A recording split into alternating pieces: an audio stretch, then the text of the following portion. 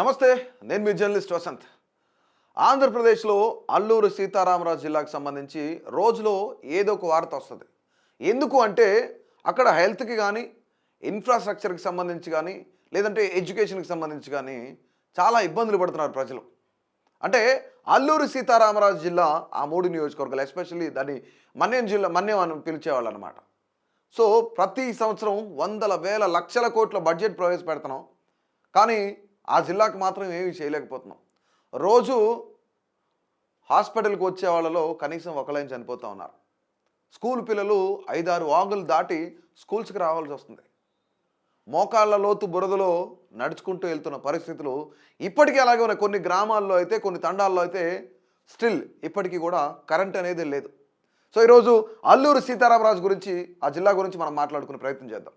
Right, అక్కడ education కానీ, health కానీ, ఇన్ఫ్రాస్ట్రక్చర్ కానీ, ఇక్కడ జిల్లా పరిపాలన న్యాయ ముఖ్యాంశాలు మనం చూసినట్లయితే ఇక్కడ మొత్తం జిల్లాలైన అల్లూరు సీతారామరాజుకి సంబంధించి ఏఎస్ఆర్ జిల్లా ఒకటే ఉందన్నమాట. ఇక రెవెన్యూ డివిజన్లు 3 ఉన్నాయి. అందులో ఏమున్నాయంటే పాడేరు, రంపచోడవరం, చింతూరు, ఈ 3 రెవెన్యూ డివిజన్లు అనమాట. మండలాలు 22 మండలాలు ఉంటే గ్రామాలు 2972 గ్రామాలు ఉన్నాయి ఇక్కడ. రైట్, అంటే చాలా పెద్ద జిల్లానే. నియోజకవర్గాలు చూస్తే పార్లమెంట్ అయితే ఇది అరకు పార్లమెంట్ కింద వస్తుంది. అసెంబ్లీ నియోజకవర్గాలు అరకులోయ, పాడేరు, రంపచోడవరం 3 నియోజకవర్గాలు. 3 కూడాను ఎస్టీ రిజర్వ్డ్ నియోజకవర్గాలు. కానీ అక్కడ గెలిచిన వాళ్ళంతా ఏం చేస్తున్నారు? మరి ఆ నియోజకవర్గానికి రావాల్సిన నిధులు ఏం చేస్తున్నారు? గ్రామ పంచాయతీ నిధులు ఏం చేస్తున్నారు? కేంద్ర ప్రభుత్వం నుంచి వచ్చే నిధులు ఏం చేస్తున్నారు? ప్రతి సంవత్సరం రాష్ట్ర బడ్జెట్లో ప్రవేశపెట్టే, స్టేట్ బడ్జెట్లో ప్రవేశపెట్టే హెల్త్కి, ఎడ్యుకేషన్కి, ఇన్ఫ్రాస్ట్రక్చర్కి అసలు ఎందుకు మరి ఆ జిల్లాకి ఏం వాడట్లేదు? ఎందుకు రోడ్లు సరిగా వేయించట్లేదు? అంటే రీసెంట్గా పవన్ కళ్యాణ్ గారు వేయించారు కదా. పవన్ కళ్యాణ్ గారు వేయించింది కొంతవరకు మాత్రమే. అల్లూరు సీతారామరాజు జిల్లాలో 2972 గ్రామాలు ఉన్నాయి, 22 మండలాలు ఉన్నాయి, 3 నియోజకవర్గాలు ఉన్నాయి, ఒక పార్లమెంటు, అక్కడ పార్లమెంట్ ఉందన్నమాట, పార్లమెంటరీ ఉంది అక్కడ. రైట్, ఇక్కడ జిల్లాలో ప్రభుత్వ పాఠశాలల సంఖ్య చూద్దాం ఒకసారి. పాడేరు, రంపచోడవరం మరియు చింతూరు రెవెన్యూ డివిజన్ల పరిధిలో 22 మండలాలు ఉన్నాయి. ఈ మండలాల్లోని ప్రభుత్వ యాజమాన్య పాఠశాలల యొక్క వివరాలు చూసినట్లయితే మనం మొత్తం దాదాపుగా 2972 గ్రామాలకు సంబంధించి చూస్తే ప్రభుత్వ యాజమాన్యం కింద నడిచే పాఠశాలలు చూద్దాం. హై స్కూల్స్ 12 ఉన్నాయి, ప్రాథమిక ఉన్నత పాఠశాలలు 40 ఉన్నాయి, ప్రాథమిక పాఠశాలలు 86 ఉన్నాయి. హై స్కూల్స్ ఇక్కడ జిల్లా పరిషత్ యాజమాన్యం, ఇది ప్రభుత్వ యాజమాన్యం, జిల్లా పరిషత్లో హై స్కూల్స్ 28, ప్రాథమిక ఉన్నత పాఠశాలలు 86, ప్రాథమిక పాఠశాలలు మొత్తం కలుపుకొని మనకు 1407 పాఠశాలలు ఉన్నాయి. ఇక్కడ చూడండి, పిల్లల పరిస్థితి చూడండి. ఇలాంటి కాలువలు కానీ, వాగులు కానీ దాటుతూ వెళ్లాల్సిన పరిస్థితి, బురదల్లో వెళ్లాల్సిన పరిస్థితి. రోజుకి కనీసం 5-6 కిలోమీటర్లు నడుచుకుంటూ వెళ్తున్నారు. రైట్, ఇక్కడ చూస్తే కళ్యాణ గుమ్మి చూసుకుందాం. అనకాపల్లి జిల్లా దేవరపల్లి మండలం చింతలపూడి పంచాయతీలోని బోడుగురు గ్రామానికి చేరుకోవడానికి 6 కిలోమీటర్ల దూరం దట్టమైన అడవుల గుండా వర్షాకాలంలో కూడా చదువుల కోసం పిల్లలు రావాల్సి వస్తుంది. అంటే ఇక్కడ 22 మంది పిల్లలు, ఇక్కడ కొట్టెంగూడ, అలాగే గొప్పిలపాలెం, కడరేవు 38 మంది విద్యార్థులు విద్య కోసం 6 నీటి వాగులు దాటుకొని బొడగరువు చేరుకోవాలట. రైట్, ఇక్కడ నుంచి సమస్య యొక్క నేపథ్యం ఏంటంటే ఇక్కడ కొయ్యూరు, జాజుల వద్ద పాఠశాల లేకపోవడంతో పిల్లలు అడవులు, కొండల గుండా చాలా దూరం నడవాల్సి వస్తుంది. జూలై 2023లో ఇక్కడ కొత్త పాఠశాల ఏర్పాటు చేయబడింది. ఇక్కడ మారేడుమిల్లికి సంబంధించి ముంతమామిడి గ్రామం. ఇక్కడ పాఠశాల ఉన్నప్పటికీ కూడా ఉపాధ్యాయులు లేకపోవడం, పిల్లలు దాదాపుగా 3 కిలోమీటర్లు దూరం ప్రయాణం చేయడం, ముఖ్యంగా వాళ్ళు చాలా ఇబ్బందులు పడుతూ వస్తున్నారనమాట. ఏదంటే ఆ వాగులు దాటుకుంటూనే వస్తున్నారు. ఇక్కడ రవికమతం జీలుగులకు సంబంధించి రహదారి, పాఠశాల, ఆరోగ్య కేంద్రం వంటి మౌలిక సదుపాయాలు లేవు. పిల్లలు పాఠశాలకు వెళ్ళడానికి 3 కిలోమీటర్లు నడవాలి. ప్రతి పిల్లలు ఆ ఏరియాలో 100 మంది పిల్లలు నడుచుకుంటూ పాఠశాలకు వెళ్ళాల్సి వస్తుంది. కానీ ప్రభుత్వం ప్రతి సంవత్సరం లక్షల కోట్లు బడ్జెట్లో లక్షల కోట్లు ప్రవేశపెడతాం. దాంట్లో 30% విద్యకని చెప్తాం, 20% ఇన్ఫ్రాస్ట్రక్చర్కి అని చెప్తాం, మరొక 20% హెల్త్కి అని చెప్తాం. కానీ ఇవేవి పాపం వాళ్ళ దగ్గరికి చేరట్లేదు. ఎలక్ట్రిసిటీ చేరట్లేదు. హెల్త్కి సంబంధించి గర్భిణీ స్త్రీని హాస్పిటల్కి తీసుకెళ్ళాలంటే ఖచ్చితంగా అక్కడ కూడా మళ్ళీ వాళ్ళు సేఫ్గా హాస్పిటల్కి వెళ్తారో కూడా లేదో చెప్పలేం. మధ్యలోనే ప్రాణాలు విడిచిన సంఘటనలు అనేకమైన ఉన్నాయి.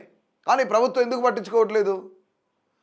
ఏ ప్రభుత్వాలైనా సరే అది రాజశేఖర రెడ్డి ఉన్నప్పటి నుంచా, అంతకుముందు నుంచా, చంద్రబాబు నాయుడు ఉన్నప్పటి నుంచా, జగన్మోహన్ రెడ్డి ఉన్నప్పటి నుంచా, ఇప్పుడు కూటమి ప్రభుత్వం ఉన్నప్పటి నుంచా, అంటే ప్రతి ప్రభుత్వం కూడా అదే పనితీరు. మేము రోడ్లు వేసేస్తున్నాం, శంకుస్థాపన చేసిన వాళ్ళు అక్కడే ఉంటాయి. ఐటీడీఏ పాడేరు పరిధిలోని 972 గిరిజన గూడాలకు రోడ్డు సౌకర్యం లేదు. ఎంత? అక్షరాల 972 గూడాలకు రోడ్డు సౌకర్యం లేదు. రోడ్లు లేని మహాప్రభు అంటూ వాళ్ళు ఏం చేస్తారు? రోడ్లు లేని మహాప్రభు అంటూ వాళ్ళు దండాలు పెడుతున్నారు, బురదలో నుంచి ఉంటున్నారు. అవే రోడ్లు, వాటిలోనే నడుస్తున్నారు. రీసెంట్గా ఒక గ్రామానికి కరెంట్ వచ్చిందని చెప్పేసి వెళ్ళే ప్రయత్నం మా జర్నలిస్టుల మిత్రులు చేస్తే అక్కడ రోడ్డు సౌకర్యం లేదు. బైకులు వెళ్ళో, కార్లు వెళ్ళో, ఏమి వెళ్ళో. మరి ఎట్లా వెళ్తావు? నడుచుకుంటూ వెళ్ళాల్సిందే. అది పరిస్థితి. అంటే ఇంకా 76 ఏళ్ల స్వతంత్ర భారతదేశంలో ఇంకా ఇంకా ఇంకా రోడ్లు లేవు, కరెంట్ లేదు, సరైన వసతులు లేక, హాస్పిటల్స్ లేక చనిపోతున్న వాళ్ళు చాలామంది ఉన్నారు. అల్లూరు సీతారామరాజు మన్యం జిల్లాలో రైట్. ఇక్కడ మొత్తం 3 ఏరియాలు. డిస్ట్రిక్ట్ హాస్పిటల్లో పాడేరులో ఉంది, అలాగే ఏరియా హాస్పిటల్ రంపచోడవరంలో ఉంది, కమ్యూనిటీ హెల్త్ సెంటర్ వచ్చేసి చింతపల్లిలో ఉందన్నమాట. రైట్. సో ఇక్కడ మౌలిక సదుపాయాల కొరత చూస్తే రహదారులు 972 గిరిజన గూడాలకు రహదారులు అనేవి లేవు. ప్రజలు నిరసనగా డోలీల యాత్ర చేస్తున్నారు. విద్యుత్ అనంతగిరిలోని రొంపిల్ల వంటి గ్రామాలు ఇప్పటికీ విద్యుత్ లేకుండా లాంతర్లపై ఆధారపడుతున్నారు. ఫోన్ కాల్స్ కోసం 20 కిలోమీటర్లు వెళ్లాల్సి వస్తుంది అనమాట. కేవలం ఫోన్ మాట్లాడాలన్నా సరే. చూడండి వీళ్ళ పరిస్థితి చూడండి. ఇది వీళ్ళ రోడ్డు. మనమేమో చక్కగా ఏసీ కార్లలో లేదంటే మంచి మంచి రోడ్ల మీద ఇవన్నీ తిరుగుతూ ఉంటాం, హెలికాప్టర్లు తిరుగుతూ ఉంటారు రాజకీయ నాయకులంతా కూడా. కనీసం వీళ్ళకి అనేకమైన హామీలు ఇచ్చారు. మనం బడ్జెట్ ప్రవేశపెట్టి అసలు మేము అంత బడ్జెట్ చేసాం, ఇంత బడ్జెట్ పెట్టాం, అందరికీ అన్నీ అందుతాయండి. ఎక్కడ అందుతున్నాయి? కొంతమందికే కొన్ని అందుతున్నాయి, అందరికీ అన్నీ అందట్లేదు. రైట్. ఇక్కడ నిరసన సంఘటనలు ఇక్కడ మనం చూస్తే మాడరేపు దయార్థి నిరసన ఇక్కడ చూసుకున్నట్లయితే పీవీటీసీ గ్రామాలకు చెందిన 2500 మంది ఆదివాసీలు గుర్రాలపై నిరసన తెలిపారంట. రైట్. 11.64 కోట్లు మంజూరు చేసి శిలాఫలకం ఉంచిన 12 కిలోమీటర్ల బీటీ రోడ్డు నిర్మాణాన్ని వెంటనే ప్రారంభించాలని చెప్తున్నారు. ఇక్కడ మరొక సమస్య ఏంటంటే రేషన్, మధ్యాహ్న భోజనం కూడా గుర్రాలపై తరలించాల్సి వస్తుంది. రోడ్డు లేకపోవడం వల్ల మరణించిన వారి మృతదేహాలను కూడా భుజాలపై మోసుకెళ్లాల్సిన పరిస్థితి వస్తుంది. అంటే ఎంత దయనీయమైన పరిస్థితి చూడండి.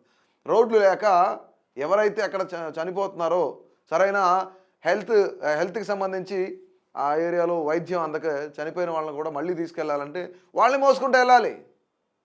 బ్రతికుండే వాళ్ళు మోసుకుంటే, పోయిన వాళ్ళు కూడా మోసుకుంటూ వెళ్ళాల్సి వస్తుంది బికాజ్ ఆఫ్ రోడ్లు లేక. రైట్.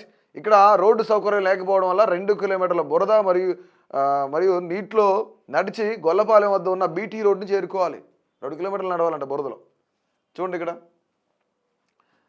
ఈ గిరిజన తండాలన్నీ కూడా ఈ కొండదొరకు చెందిన గ్రామాలు పగడతను స్తంభించిపోతుంది పూర్తిగా. ఇక్కడ ఈ గ్రామాలన్నీ కూడా లైట్లు లేక స్తంభించిపోతున్నాయి. కాగడాలతో నిరసన చేస్తున్నారు. మాకు కరెంట్ వేయండి, కరెంటు తెప్పించండి అని చెప్పేసి. బురుగు మరియు చిన్న కోనెల గ్రామస్తులు కర్ర కాగడాలతో 2 కిలోమీటర్లు చీకట్లో నిరసన తెలిపారట. రైట్. ఎంజీఎన్ఆర్ఈజీఏకి సంబంధించిన పనులు చేసేవారు చీకటి పడతకు ముందే తమ పనులను ముగించుకోవాల్సి వస్తుంది. పాములు మరియు అడవి జంతువుల నుండి రక్షణ కోసం రాత్రిపూట కాగడాలపై ఆధారపడాల్సి వస్తుంది. ఇంకానా ఇన్ని సంవత్సరాలు అవుతున్నా సరే ఎప్పటికీ? అవునులే, నిజంగానే రీసెంట్గా మన దేశానికి మొట్టమొదటి మహిళగా ఉండే, మొట్టమొదటి పౌరురాలుగా ఉండే ద్రౌపది ముర్ము గారి ఊరికి ఆమె ప్రెసిడెంట్ అయిన తర్వాతనే కరెంట్ ఇచ్చారు. ఇక వీళ్ళకి ఎప్పుడు ఇవ్వాలి? మరి వీళ్ళకి ఎప్పుడు ఇస్తాం? రైట్. ఇక్కడ చూస్తే కమ్యూనిటీ లైబ్రరీలో బలోపేతం, ఇక్కడ అన్ని ఎన్నెన్ని కోట్లు ప్రవేశపెట్టారో చూద్దాం. ఇక్కడ మంజూరైన మొత్తం 2 కోట్లు, అలాగే 2 కోట్లు, మళ్ళీ 40 లక్షలు, 1.75 కోటి 75 లక్షలు, 99 లక్షలు. రైట్. ఇవన్నీ అనమాట. కానీ ఇక్కడ ఖర్చు పెట్టిన 0.000 ఇక్కడ మాత్రం 0.39 కోట్లలో ఖర్చు పెట్టారు. అంటే 39 లక్షల వరకు ఖర్చు పెట్టినట్టున్నారు. మరి ఈ నిధులన్నీ ఎక్కడికి పోతున్నాయి? అందరి పరిస్థితి, వాళ్ళందరికీ అందట్లేదు. Right. Aspirational districts programme ADP కింద ఒకసారి మనం చెక్ చేస్తే జిల్లాల నుండి అంటే ఆకాంక్షిత ఇది ఆల్రెడీ చేస్తాం ఇప్పుడు. రైట్. సో ఇక్కడ చూస్తే ఆదివాసీ తల్లి బాట ఇనిషియేటివ్ ప్రోగ్రామ్ తీసుకుంది మన స్టేట్ గవర్నమెంట్. దానికి సంబంధించి 1000 అంటే ఇవి సెంట్రల్ నుంచి వచ్చే ఫండ్స్ అనుకోండి, 1050 కోట్ల ప్యాకేజీ. తర్వాత 1069 కిలోమీటర్ల కొత్త రోడ్స్, తర్వాత 555 పిఎం 555 కోట్లు పిఎం ఇక్కడ పిఎం జన్మన్ కింద రిలీజ్ చేశారనమాట. అంటే ఇవి కలిపి దాదాపు 1500 కోట్ల పైనే, 1600 కోట్ల రూపాయలు. మరి ఏమైపోతున్నాయి ఇవన్నీ? రైట్, ఇక్కడ చూడండి, పిఎం జన్మన్ అలొకేషన్ చేసింది ఏపీలో ఏమి రోడ్లు 76 ప్రాజెక్టులు అనమాట. సో ఇక్కడ 275 కోట్ల రూపాయలు అలాట్ చేసింది. 297 కిలోమీటర్లు రూరల్ రోడ్స్ వేయాలని చెప్పింది. ఇక్కడ housing 5800 quality homes, private PVTC families including water and sanitation, అంటే మరుగుదొడ్లతో పాటు కూడా వాటర్ కూడా వీటితో పాటు మంచి ఇల్లు కట్టించాలని చెప్పింది. 5800, కానీ కట్టిస్తున్నారా కట్టించట్లేదా ఏంటి పరిస్థితి వీళ్ళ పరిస్థితి? తర్వాత సోలార్ పవర్కి సంబంధించి 515 కోట్ల రూపాయలు కూడా కేటాయించిందనమాట.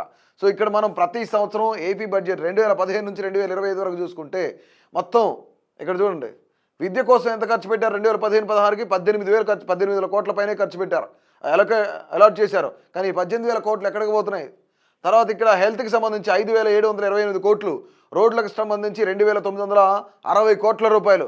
సో ప్రతి సంవత్సరం 2024-25కి చూసుకుంటే 29,909 కోట్ల రూపాయలు ఎడ్యుకేషన్ ఖర్చు పెట్టారు, ఎడ్యుకేషన్కి అలాట్ చేశారు. కానీ అల్లూరి సీతారామరాజు జిల్లా వరకు ఎందుకు చేరట్లేదు? ఆంధ్రప్రదేశ్లో ఉన్న జిల్లాలన్నిటికీ చేరుతుందా లేదా? మారుమూల గ్రామాల్లో, లేదంటే మన్యం ప్రాంతంలో, శ్రీకాకుళం, విజయనగరం, ఆ మన్యం అల్లూరి సీతారామరాజు మన్యం ఏరియాలో వాళ్ళ పరిస్థితులు ఏంటి? మనం దాదాపు 30,000 కోట్లు ఖర్చు పెట్టడానికి సిద్ధంగా ఉన్నాం, మనం బడ్జెట్ అలాట్ చేసాం. ఎక్కడ మరి? దీనికి హెల్త్కి సంబంధించి 18,421 కోట్ల రూపాయలు. ఇక అలాగే ఇన్ఫ్రాస్ట్రక్చర్కి సంబంధించి 9,554 కోట్ల రూపాయలు. ఇవన్నీ చూడండి, దాదాపుగా ఎంత ఉంది?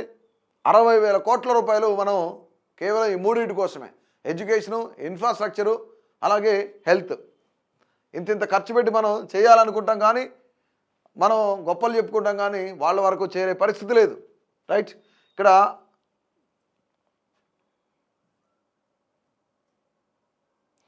ఇంక విషయం ఏంటంటే, కొన్ని తక్షణ చర్యలు ఏంటంటే, కొట్టెంగూడ వంటి మారుమూల ప్రాంతాలకు ఉపాధ్యాయులను వెంటనే నియమించాలన్నమాట. దీంతోపాటు పిఎం జన్మన్ కింద మంజూరైన రోడ్లు మరియు ఇల్లు ఏవైతున్నాయో ఈ నిర్మాణ పనులు వేగవంతం చేయాలి.